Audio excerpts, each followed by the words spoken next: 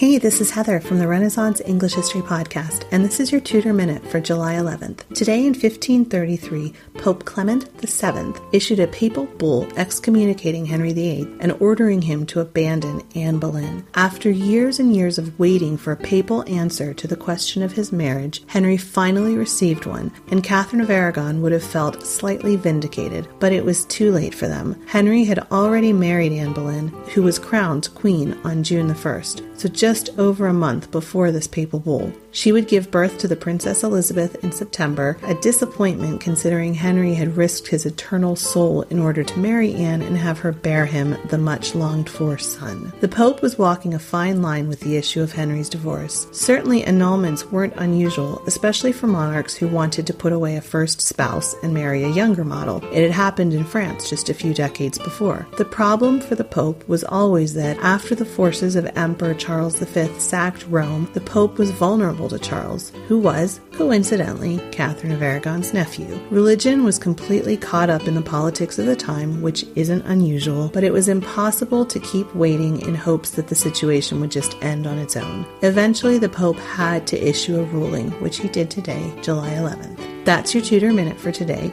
Remember, you can dive deeper into life in 16th century England through the Renaissance English History Podcast at englandcast.com.